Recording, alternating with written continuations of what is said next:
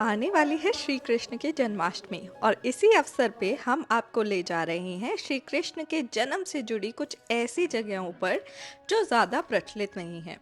गोकुल की गलियों से हम आपके लिए ला रहे हैं बाल कृष्ण की लीलाएं और उनसे जुड़े मंदिर जहां आपको दर्शन करने के लिए ज़रूर जाना चाहिए।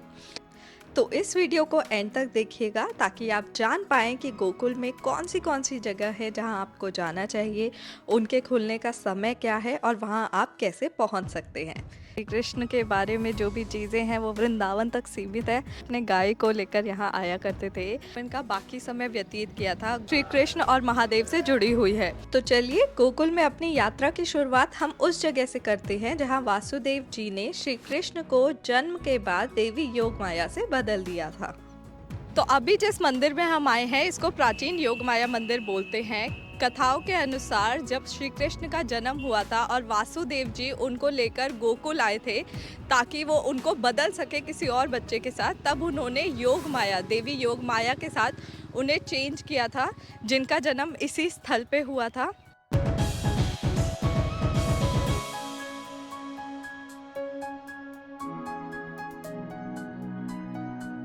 कहते हैं कि जब वासुदेव जी श्री कृष्ण को गोकुल छोड़कर और योग माया जी को अपने साथ ले गए थे और वहाँ पे कंस ने उनका वध करने की कोशिश की तो वो उनका वध नहीं कर पाए थे और योग माया ने एक देवी का रूप लिया और वहाँ से अदृश्य हो। तो अभी हमने दर्शन किए हैं योग माया मंदिर के, जो कि यशोदा भवन भी जिसे कहा जाता है।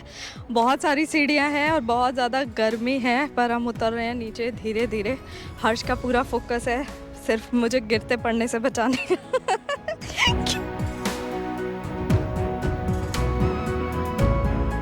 अभी हम जिस जगह पर आए हैं यहीं पे भगवान श्री कृष्ण ने माता पूतना का उद्धार किया था। राक्षसी पूतना को मामा कंस ने गोकुल में जन्मे सभी बच्चों का वध करने के लिए भेजा था। राक्षसी पूतना ने श्री कृष्ण को जहरीला दूध पिलाकर मारने की कोशिश की, पर श्री कृष्ण को कुछ भी नहीं हुआ और उन्होंने राक्षसी पूतना का उद्धार किया। तो विष भी पिलाया है। फिर इसने पैदा किया था, कैसा मेरा पुत्र होता तो इसे दूध पिलाती। यहाँ के लोगों का मानना है कि हमारे लिए वो चाहे एक राक्षसी का रूप थी या कुछ भी थी, बट यहाँ के लोग उन्हें माता की तरह ही पूछते हैं, क्योंकि भगवान श्री कृष्ण ने उनका वध करने के बाद, उनका उद्धार करने के बाद उन्हें एक माता की ही उपाधि दी थी।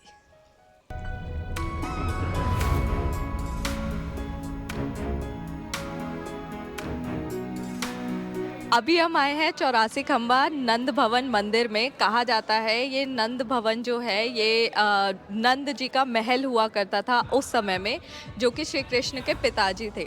तो इसीलिए माना जाता है कि यहीं पे भगवान श्री कृष्ण अपने बचपन में खेला करते थे।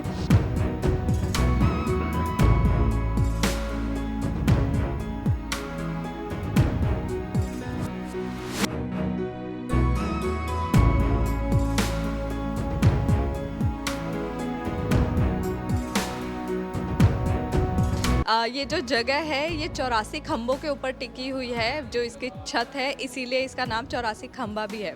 एक इंटरेस्टिंग फैक्ट जो हमें यहाँ के पता चला है कि यहाँ के लोग कह रहे हैं कि कोई भी इन 84 खंभों को एग्जैक्टली काउंट नहीं कर पाया है, इसीलिए ये जगह और भी ज़्यादा मिस्टीरियस हो जाती है।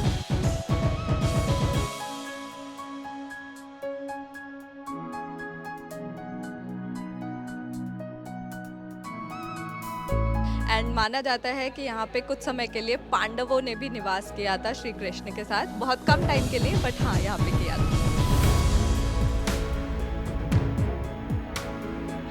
एक मेजर प्रॉब्लम जो हमारे मंदिरों में आजकल और भी ज़्यादा बढ़ गई है कि किस तरह पंडित जी या गाइड्स वगैरह के नाम पे आपसे सारा टाइम पैसे ही मांगते रहते हैं। यहाँ पे वृंदावन के कंपैरिजन में एक अच्छी बात यह है कि यहाँ के बंदर बहुत ही ज़्यादा कोऑपरेटिव हैं, सिर्फ और सिर्फ खाने का सामान छीनते हैं। वृंदावन में तो बाप रे, आप फ़ोन निकाल ही नहीं सकते, चश्मा पहन नहीं सकते, मतलब सब कुछ आपके हाथ से ले जाएंगे, प्रसाद, माला, सब कुछ। एक बार श्री कृष्ण माखन खाने की कोशिश कर रहे थे, तब माता यशोदा ने उनसे कहा कि माखन भगवान का है, पूजा के बाद ही श्री कृष्ण को मिलेगा। बट जब वे नहीं माने और माता को परेशान करने लगे तो माता ने उन्हें ऊखल से बांध दिया। जानते हैं ये ऊखल जो आपके सामने है ये 5000 साल पुरानी ऊखल है और आज के समय में इस तरह की दिखती है। इस जगह को ओखल बंधन आश्रम कहा जाता है। ये नंद भवन के सामने ही है और 84 कोस की परिक्रमा के रास्ते में भी पड़ती है। तो चलिए अब चलते हैं आगे की ओर। आज गर्मी बहुत ज़्यादा है, मतलब एक्सट्रीमली ज़्यादा है। मुझे लग रहा है 40-45 का टेम्परेचर है, पसीना रुक ही नहीं रहा है। वैसे अच्छा है, हम सारे तीर्थ इसी उम्र में कर लेंगे। उम्र बुढ़ापे में टेंशन नहीं होगी। उम्र ये भी नहीं तो- होगा कि हमारा बच्चा तीर्थ कराएगा कि नहीं कराएगा। एक बार बचपन में भगवान श्री कृष्ण जब मिट्टी खा रहे थे तो माता यशोदा ने उन्हें देखा और उन्होंने गुस्से में उनके मुंह से मिट्टी निकालने लगी, तो उन्हें उनके मुंह में ब्रह्मांड दिखाई दिया। अब ये स्टोरी तो हम सब ने सुनी है, बट ये एग्जैक्टली हुआ किस जगह में था वो मैं आज आपको बताती हूँ। इस जगह को ब्रह्मांड घाट के नाम से जाना जाता है। इसका जो नाम है वो भी इसी कथा के ऊपर पड़ा है, क्योंकि माता यशोदा ने उनके मुंह के अंदर ब्रह्मांड देखा था, इसलिए इस जगह को आज हम ब्रह्मांड घाट बोलते हैं।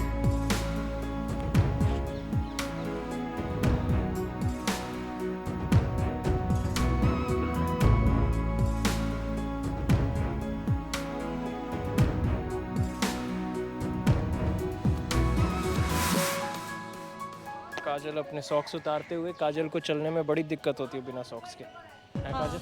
ये सॉक्स नॉर्मल सॉक्स नहीं है, इसमें सिलिकॉन लगी हुई है। हाँ। मेरे पैर में ना काफ़ी साल पहले लिगामेंट रप्चर हुआ था, उसके बाद से मैं नंगे पैर ज़्यादा देर चलती हूँ तो बहुत दर्द हो जाता है। लोग कह रहे हैं, किसी ने पूछा कुछ? बता रही हूँ ना। बंदर कैमरा छीनने की फिराक में। यहाँ के बंदर अच्छे हैं। वो देख, तेरे सॉक्स ले गया।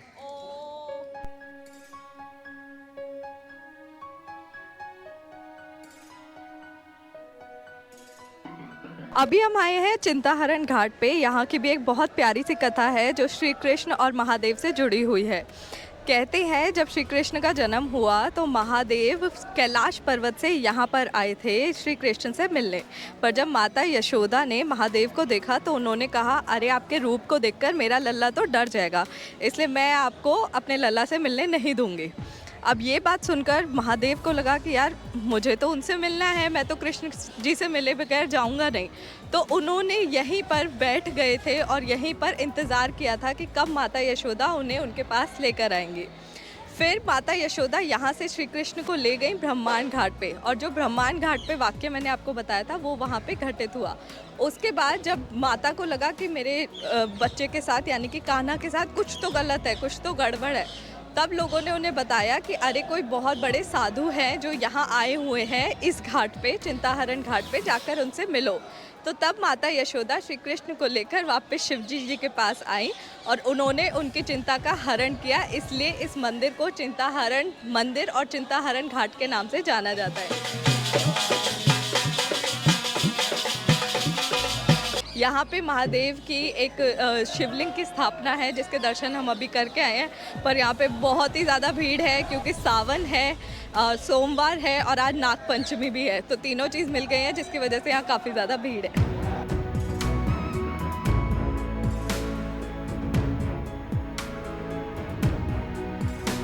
अभी हम आ गए रमन रेती गोकुल में है। यहाँ पे ना ठाकुर जी खेला करते थे और यहाँ की मान्यता है कि यहाँ पे रेत से घर बनाना, रेत में खेलना अच्छा होता है। तो आगे काजल बताएंगी। तो यहाँ पे आके बहुत अच्छा लग रहा है। वैसे तो हम लोग मिट्टी से इतना दूर भागते हैं कि जरा सी मिट्टी लग जाए तो झाड़ने लगते हैं, बट यहाँ पे आप देखोगे अलग ही वातावरण है। एक दूसरे पे मिट्टी डाल रहे हैं, पूरे शरीर पे लोग मिट्टी लगा रहे हैं, क्योंकि मान्यता है कि ये वही जगह है जहाँ पे श्री कृष्ण अपने दोस्तों के साथ, दाऊ जी के साथ खेला करते थे इसी मिट्टी में। तो इस मिट्टी को जितना आप अपने शरीर पे लगाओगे उतना बढ़िया रहेगा। हम भी वही कर रहे हैं, आराम से जमीन पे बैठे हैं और यहाँ पे मज़े कर रहे हैं।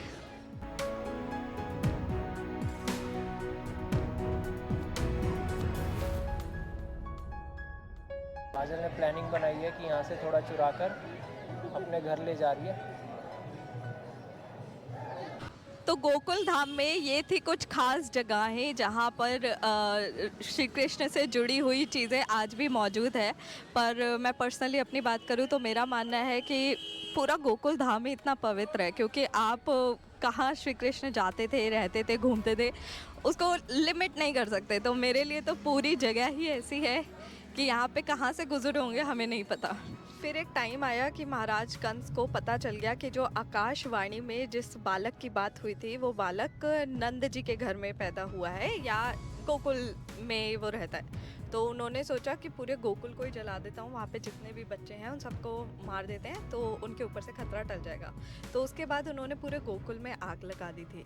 पर श्री कृष्ण को पहले से पता चल गया था तो उन्होंने पूरा गोकुल खाली करके वो आगे की तरफ प्रस्थान कर गए थे। तो जिस जगह वो गए उसी जगह अब हम आपको लेकर जाएंगे, बट वो आपको देखने को मिलेगा अगली वीडियो में। तो तब तक के लिए नमस्कार, आपसे मिलते हैं नेक्स्ट वीडियो में। Don't forget to subscribe. Bye bye. हाँ तो रहा है थोड़ा सा।